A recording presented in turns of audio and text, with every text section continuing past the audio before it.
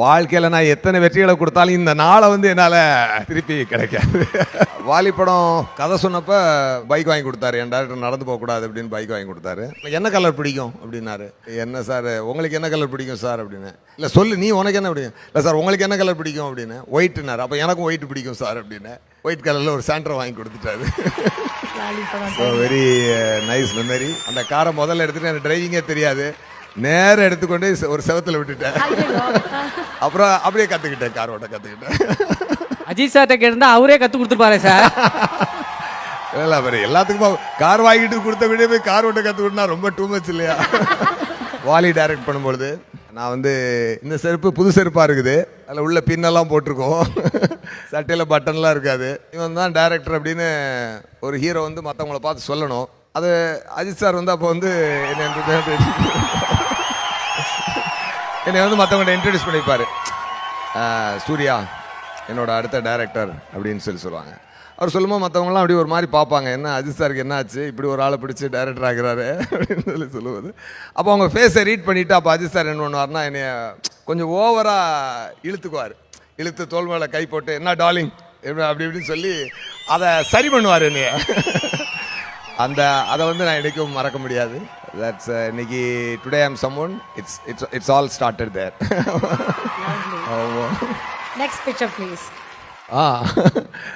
Sir வாங்கி கொடுத்த car தான். அவன் நம்பர் மட்டும் இல்லை.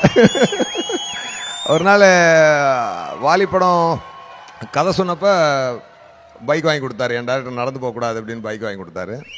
ஃபஸ்ட் காப்பி பார்த்துட்டு, ஃபஸ்ட் காப்பி இல்லை டபுள் பாசிட்டிவ் பார்த்துட்டு நான் ஒரு நாள் மிக்சிங்கில் இருந்தேன். அப்போது டார்லிங் உனக்கு என்ன வேணும், உனக்கு என்ன கலர் பிடிக்கும் அப்படின்னாரு. என்ன சார் உங்களுக்கு என்ன கலர் பிடிக்கும் சார் அப்படின்னு. இல்லை சொல்லு நீ உனக்கு என்ன பிடிக்கும். இல்லை சார் உங்களுக்கு என்ன கலர் பிடிக்கும் அப்படின்னு. ஒயிட்னாரு. அப்போ எனக்கும் ஒயிட் பிடிக்கும் சார் அப்படின்னு. ஒயிட் கலரில் ஒரு சாண்டரை வாங்கி கொடுத்துட்டாரு. Very nice memory. அந்த காரை முதல்ல எடுத்துகிட்டு எனக்கு டிரைவிங்கே தெரியாது. நேரம் எடுத்துக்கொண்டு ஒரு செவத்தில் விட்டுட்டேன். அப்புறம் அப்படியே கற்றுக்கிட்டேன், கார் ஓட்ட கற்றுக்கிட்டேன். அஜித் சார்ட்ட கேட்டிருந்தா அவரே கற்றுக் கொடுத்துருப்பாரு சார். இல்லை அவர் எல்லாத்துக்கும் கார் வாங்கிட்டு கொடுத்த விட போய் கார் ஓட்ட கற்றுக்கிட்டா ரொம்ப டூ மச் இல்லையா? மியூசிக் டைரக்டர் பற்றி நம்ம பேசணும்ல சார். ஆமா, ஒரு படத்துக்காக மியூசிக்கை கற்றுக்கிட்டு அதை ஃபுல்லாக லேர்ன் பண்ணிட்டு நீங்கள் வந்து அவ்வளோ எஃபர்ட்ஸ் எடுத்திருக்கீங்க. அவ்வளோ டீட்டெயில்ஸ் இல்லாமல் கீபோர்ட் அங்கே நாங்கள் ஒரு பியூட்டிஃபுல்லான ஒரு பியானோ லைட்டாக டிங் டிங் பண்ணலாம் சார். ரொம்ப நாள் ஆச்சுங்க.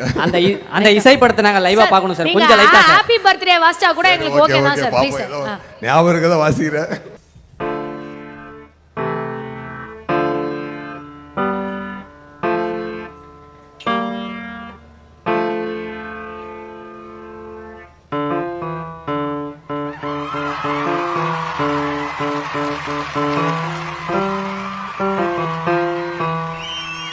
இது ஃபர்ஸ்ட் நான் போட்ட டியூன்.